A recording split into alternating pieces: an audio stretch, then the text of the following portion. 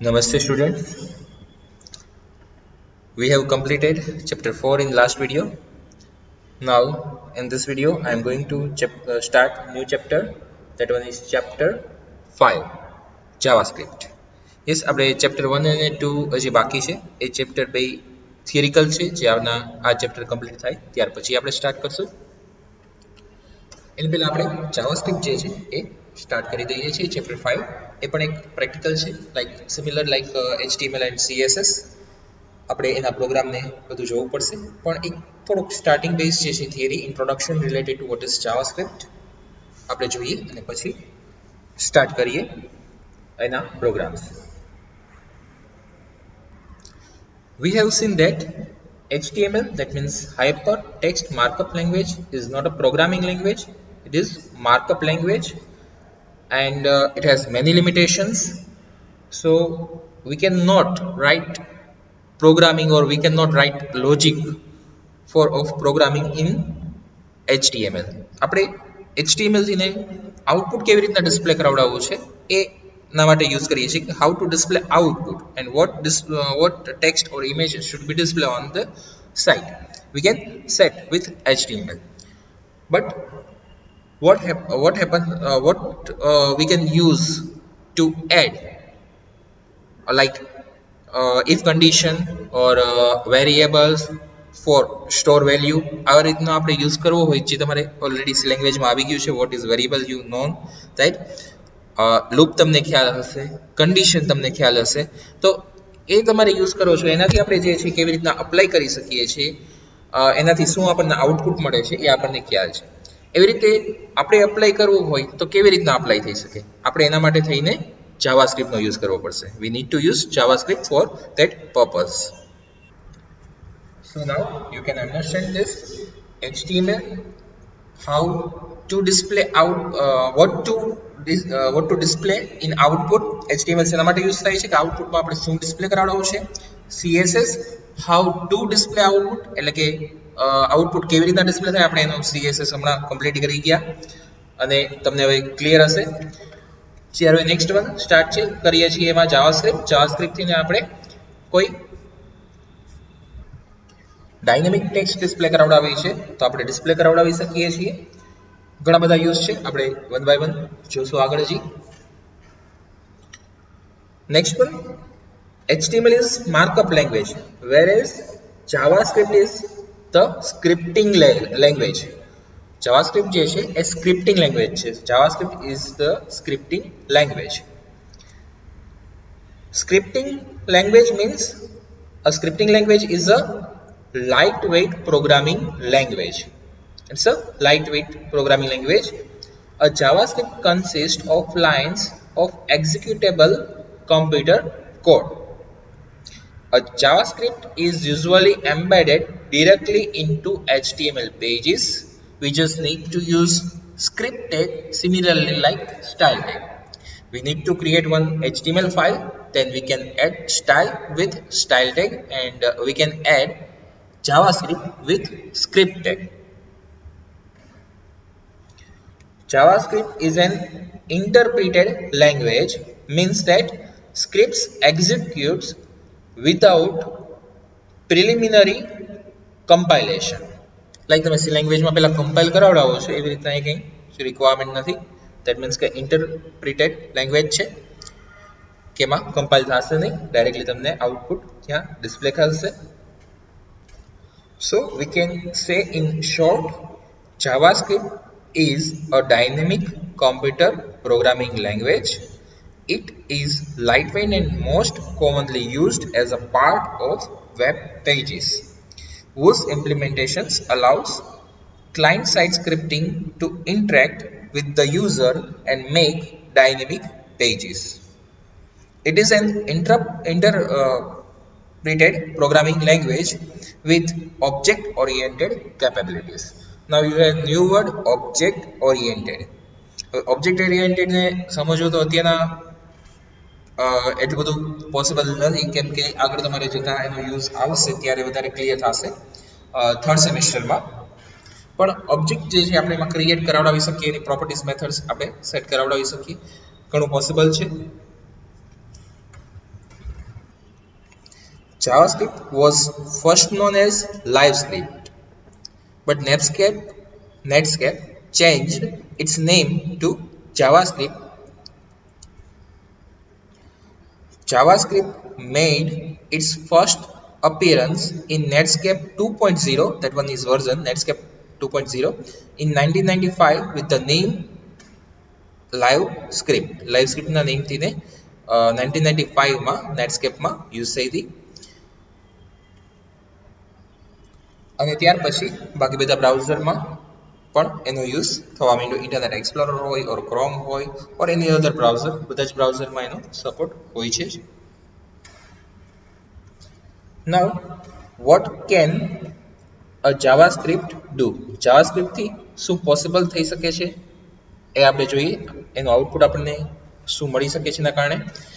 JavaScript gives HTML designers a programming tool. JavaScript can put dynamic text into an HTML page. JavaScript can react to events. Like events એટલે કે mouse થી આપણે click કરીએ છીએ તો એક click event થઈ છે. Similarly, when you press key on keyboard, on that type 3 events generate. First one, key down, then key press, and last one key up. આપણે કોઈ પણ એક કી પ્રેસ કરી અને એક કેરેક્ટર ટાઈપ કરતા હોઈએ છીએ તો એમાં 3 ઇવેન્ટ જનરેટ થાય છે, key down, key press and key up. તો એવી રીતના ઘણી બધી ઇવેન્ટ્સ, ડિફરન્ટ ટાઈપની ઇવેન્ટ્સ આવે છે. તો એ ઇવેન્ટ્સનો યુઝ પોસિબલ થઈ. ઇવેન્ટ્સ જે છે આપણે HTML માં જ યુઝ કરતા હોઈએ છીએ. લાઈક ફોર્મ ટેગમાં આપણે input type equal to text and ત્યાં ઓન ક્લિક આપણે આ કરી શકીએ છીએ ઇવેન્ટ તરીકે. પણ એ ઇવેન્ટનો કોડ જે છે આપણે JavaScript નો યુઝ કરી અને આઉટપુટ આપી શકીએ છીએ.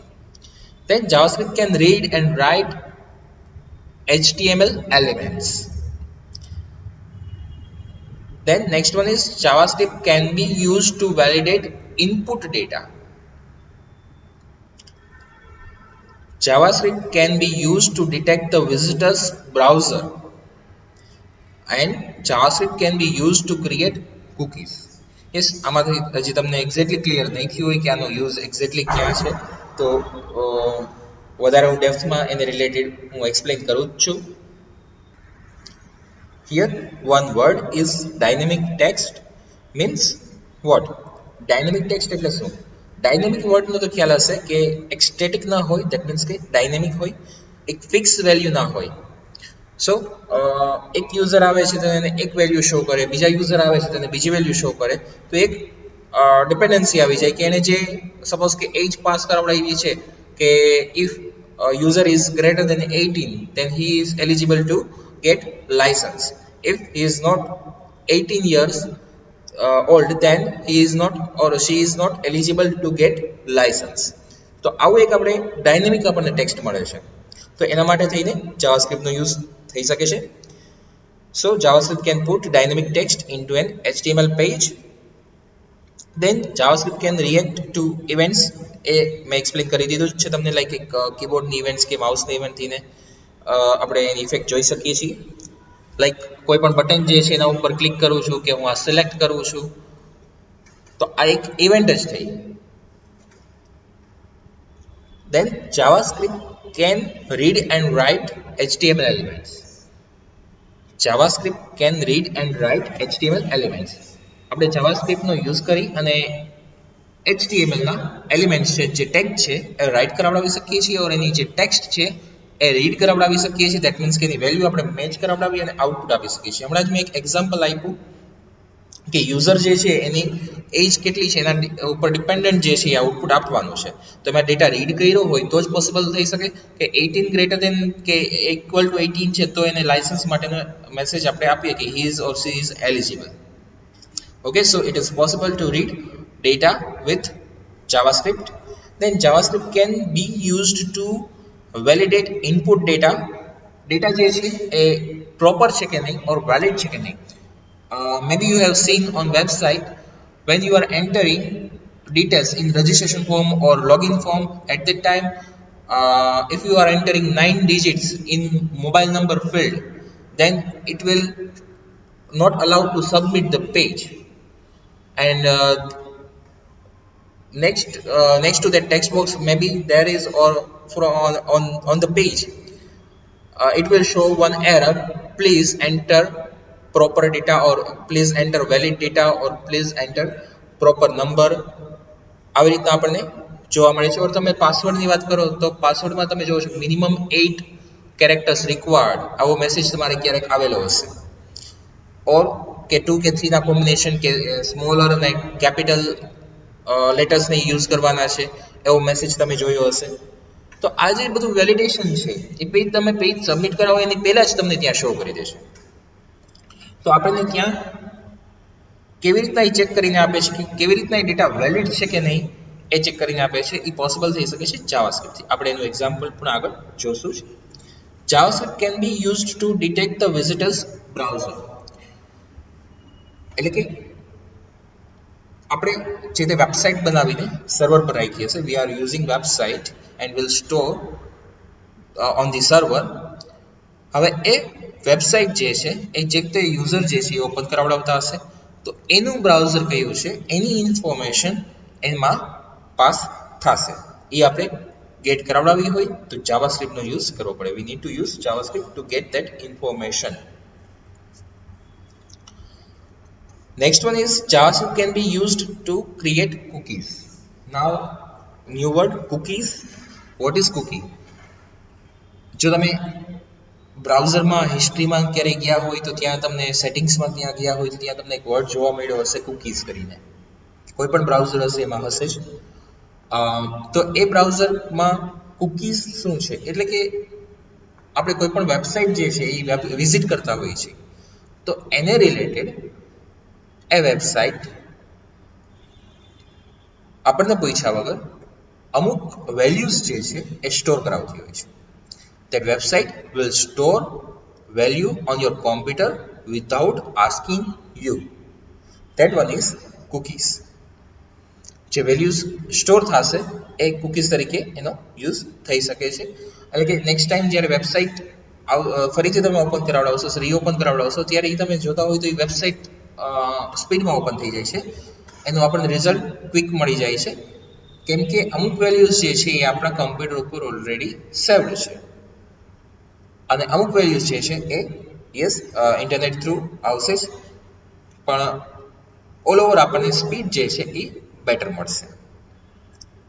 અને કુકીઝમાં ક્યારેક જોવા જઈએ તો એક સિક્યુરિટી રિલેટેડ પ્રોબ્લેમ્સ ક્રિએટ કરી શકે છે, કેમ કે કુકીઝ જે છે એમાં અમુક ઇમ્પોર્ટન્ટ ઇન્ફોર્મેશન પણ સ્ટોર હોઈ શકે છે અને જેને ઇઝીલી હેક પણ કરી શકાય છે. એટલા માટે થઈને સિક્યોર નથી. કોઈ પણ બીજું માની લો તમે વર્ક કરતા હતા, તમે લાઈક ફોન નંબર ને એડ્રેસ ને બધી ડિટેલ્સ નાખી છે, હવે એ વેલ્યુ જો કુકીઝ તરીકે સ્ટોર કરાવડાવી હોય કોમ્પ્યુટર ઉપર આપણને પૂછ્યા વગર, તો એ કોમ્પ્યુટર પર બીજું કોઈ આવીને વર્ક કરે તો એને નંબરને એ જ માની લો ફોર્મ ઓપન કરાવડાવ્યું છે તો એ નંબરને કે ક્યાંય બીજું ટેક્સ્ટ બોક્સ છે તો ત્યાં નંબર, એડ્રેસ કે નેમ કે શો કરી દેશે. તમે પણ ઘણીવાર જોયું હશે, એક વખત ફોર્મમાં ડિટેલ્સ ફિલ કરી હોય તો સેકન્ડ ટાઈમ તમે ડેટા ફિલ કરવા જાઓ છો તો એ વેલ્યુઝ ત્યાં શો કરી દેશે. That values can be shown by use of cookie. We can store that value can be stored with cookies, and again we can retrieve that values with cookies. આપણે cookies ને આગળ વધારે જોશું પછી. તો થોડુંક જાવાસ્ક્રિપ્ટનું ઇન્ટ્રોડક્શન હતું. હવે થોડુંક વધારે એમાં ડેપ્થમાં જઈએ. Now there are two words, client side and second one is server side. Client side JavaScript and server side JavaScript. There are two parts under JavaScript. So what is this client side JavaScript and server side JavaScript? First I am explaining client side JavaScript. Client side JavaScript is the most common form of the language. The script should be included in or referenced by an HTML document for the code to be interrupted by the browser. It means that a web page need not be a static HTML, but can include programs that interact with the user. control the browser and dynamically create HTML content. એટલે કે આપણે static HTML પેજની requirement નથી, interact થઈ શકે એ રીતનો હશે તો એને આપણને ડાયનેમિકલી આઉટપુટ મળી શકશે. The JavaScript client-side mechanism provides many advantages over traditional server-side script. For example, you might use JavaScript to check if the user has entered a valid email address or valid mobile number or valid name. કોઈ નેમમાં જે છે number enter કરાવડાવી દે તો એ ન થવા જોઈએ, right. તો આપણે આવા વેલિડેશન્સ જોતા હોઈએ છીએ અને એ પણ વિધાઉટ સબમિટિંગ ધેટ પેજ, એટલે કે આપણે સબમિટ ઉપર ક્લિક કરીએ છીએ પણ એ પેજ સબમિટ નથી થતું સર્વર સુધી. તો એ ક્યાં સબમિટ થાય છે? ક્લાયન્ટના કોમ્પ્યુટર પર જ. તો એ ક્લાયન્ટના કોમ્પ્યુટર પર સબમિટ થશે ઓન ધેટ ટાઈમ. ત્યાં જ જો ચેક થઈ જતું હોય તો દેટ મીન્સ કે જાવાસ્ક્રિપ્ટ જે છે એ કોમ્પ્યુટર ઉપર જ અવેલેબલ હશે, એ જે બ્રાઉઝરમાં તમે ઓપન કરાવડાવ્યું છે ત્યાં જ હશે. તો જે જાવાસ્ક્રિપ્ટનું કોડિંગ અપ્લાય કરેલું છે એના માટે થઈ એ કોડિંગ સાથે સાથે એ જે તે ક્લાયન્ટ છે એના બ્રાઉઝર સુધી આવી જશે અને એ ત્યાં ક્લાયન્ટના કોમ્પ્યુટર ઉપર જ ચેકિંગ થશે. એટલે જેને કહેવાય છે ક્લાયન્ટ સાઇડ જાવાસ્ક્રિપ્ટ. ઓકે, ફરીથી એકવાર રિપીટ કરું છું.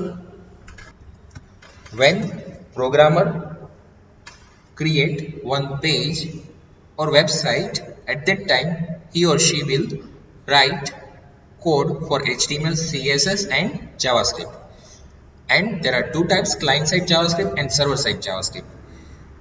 Client side JavaScript will run on client computer or user computer and server side JavaScript will run on server computer, એટલે કે સર્વર જે મેઇન હશે ત્યાં રન થશે અને ક્લાયન્ટ સાઇડ જાવાસ્ક્રિપ્ટ છે ક્લાયન્ટના કોમ્પ્યુટર ઉપર રન થશે.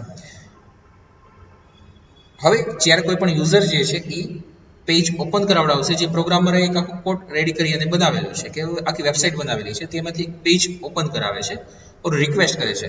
What will happen in process? First user will request for the page and that request go to the server. If that page is found on the server, then reply back with that code. or એ જે page જે છે એનો data send થશે કે એનો code જે છે એ send થશે અને યુઝરના કોમ્પ્યુટર ઉપર એ ડિસ્પ્લે થશે, બ્રાઉઝરમાં ડિસ્પ્લે થશે. એટલે આપણને ખ્યાલ જ છે હવે કે HTML નો જે કોડ છે એનો આઉટપુટ બ્રાઉઝરમાં કેવી રીતના ડિસ્પ્લે થાય છે. તો બ્રાઉઝરમાં એનો આઉટપુટ આપણને ડિસ્પ્લે થાય છે અને ત્યાર પછી ત્યાં આપણે સપોઝ કે કોઈ વેલ્યુઝ એન્ટર કરાવડાવવાની છે, વેલ્યુઝ એન્ટર કરાવડાવે છે અને સબમિટ ઉપર ક્લિક કરે છે તો ત્યાં જ આપણને આઉટપુટ ડિસ્પ્લે થઈ જાય છે, કેમ કે એક ક્લાયન્ટ સાઇડ સ્ક્રિપ્ટિંગ હશે એટલા માટે. હવે નેક્સ્ટ વન એમાં આવે છે server side scripting. Now what is server side scripting? When you enter data and click on submit, at that time that data will pass to the server. It will not react if your data is wrong. ત્યાં જ react થઈ જશે એવું નહીં થાય. એટલે કે ત્યાં સપોઝ કે તમારો ડેટા રોંગ છે તો તમને ત્યારે જ મેસેજ આવી જશે એવું નહીં થાય. તમારો ડેટા સબમિટ થશે, યસ, હાફ સેકન્ડ ઓર 1 સેકન્ડ જનરલી લાગી શકે, કે ડિપેન્ડ્સ ઓન ઇન્ટરનેટ સ્પીડ છે. તમારો ડેટા સબમિટ થશે અને સર્વર ઉપર ચેક થશે. સર્વર ઉપર ચેકિંગ થશે કે તમે જે ડેટા એન્ટર કરાવડાવ્યો છે એ પ્રોપર છે, તો એના માટે થઈને જે કોડ આપણે લખ્યો હશે જાવાસ્ક્રિપ્ટમાં એને કહેવાય છે server side scripting. Okay, server side સ્ક્રિપ્ટિંગમાં સિમ્પલ એટલું જ છે, સર્વર ઉપર ચેકિંગ થશે એ ડેટાનું. ક્લાયન્ટ સાઇડ સ્ક્રિપ્ટિંગમાં very easy to understand, client side એ ચેકિંગ થશે, ક્લાયન્ટ કોમ્પ્યુટર પર ચેકિંગ થશે એ કોડનું, એ ડેટાનું. હવે રિક્વાયરમેન્ટ શું છે ક્લાયન્ટ સાઇડ સ્ક્રિપ્ટિંગની અને સર્વર સાઇડ સ્ક્રિપ્ટિંગની, એના એડવાન્ટેજ શું, એની રિક્વાયરમેન્ટ છે. Why we should use two different types? One reason is security and one reason is load of output. એટલે કે આઉટપુટમાં એનો જે પ્રોસેસ, લોડ ઓફ પ્રોસેસ આપણે કહીએ બેટર, કે પ્રોસેસનો જે લોડ છે એ ડિવાઈડ થઈ જાય એટલા માટે. જો ક્લાયન્ટ સાઇડ સ્ક્રિપ્ટિંગ જે છે એનું ચેકિંગ ક્યાં થશે? ક્લાયન્ટ કોમ્પ્યુટર પર થશે. હવે સર્વર સિંગલ હશે, જ્યારે એના ક્લાયન્ટ્સ બની શકે કે થાઉઝન્ડ્સમાં હોય કે લેખમાં હોય, તો એ બધાનો જ લોડ જો ત્યાં એક જ કમ્પ્યુટર ઉપર આવે તો એ લોકો કેટલી વધારે ફાસ્ટ એટલું વધારે સર્વર રાખવું પડશે. તો એના બદલે આપણે એવું થઈ શકે કે પર્ટિક્યુલરલી દરેક કમ્પ્યુટર ઉપર એ લોડ આવી જતો હોય તો એનું વેલિડેશન નહીં ત્યાં જ ચેક થઈ જાય, તો સર્વર જે છે એ આપણે કોસ્ટ વાઇઝ થોડુંક લેસ અને કન્ફિગરેશન પણ થોડુંક લેસ રાખશું તો એ પોસિબલ થઈ શકશે એજ વર્ક એજ વેબસાઇટ માટે પણ. એટલે ઓલ ઓવર સર્વર ઉપર લોડ જે છે પ્રોસેસનો એ લેસ થશે જો ક્લાયન્ટ સાઇડ આપણે સ્ક્રિપ્ટિંગ યુઝ કરતા હોય તો આપણે ઓલવેઝ ક્લાયન્ટ સાઇડ સ્ક્રિપ્ટિંગ એમ યુઝ ન કરી શકીએ. there is one option server side scripting that will check on server. હવે ક્લાયન્ટ સાઇડ સ્ક્રિપ્ટિંગમાં એવું છે કે ઇઝીલી કંઈ કોડમાં ચેન્જીસ કરવું હોય તો ક્લાયન્ટ જે છે ઇઝીલી ચેન્જ કરી શકશે. હવે ક્લાયન્ટ ચેન્જ કરી શકશે તો આપણી જે રીતની ડેટાની રિક્વાયરમેન્ટ છે એવી રીતના ડેટા રહેશે નહીં, તો આપણી સિક્યુરિટી જે છે એ બ્રેક થઈ શકશે. સપોઝ કે કોઈને નેમ એન્ટર કરવાનું કીધું હોય ત્યાં 1 2 3 એન્ટર કરાવી દીધા તો સો અમુક ડેટા જે છે એ સર્વર પર ચેકિંગ કરાવવું પડે, અને પ્લસ અમુક ડેટા જે છે એની સાથે મેચ કરાવડાવવું હોય કે જે આખો ડેટાબેઝ છે સર્વર ઉપર છે કે રિપીટેડલી ડેટા ન આવવો જોઈએ તો એ ટાઈમે પણ સર્વર ઉપર ચેકિંગ કરાવડાવવું ઇઝી રહેશે, કે બધો જ ડેટા કાંઈ ક્લાયન્ટ કોમ્પ્યુટર ઉપર પણ ન મોકલાય, એનાથી ઓલ ઓવર લોડ વધી જશે અને પ્લસ ડેટાની સિક્યુરિટી પણ માટે પણ એ આપણે ન કરાય. તો એ રીઝન થ્રુ સર્વર સાઇડ સ્ક્રિપ્ટિંગનો પણ યુઝ થાય છે. ઓકે, હવે એના એડવાન્ટેજ ને લિમિટેશન્સ નહીં આવે છે જે આપણે નેક્સ્ટ વિડીયોમાં કન્ટિન્યુ કરશું થિયરી હજી, અને પછી આપણે પ્રોગ્રામ સ્ટાર્ટ કરશું. તો આ વિડીયોમાં આપણે આટલું રાખીએ છીએ. Okay, thank you.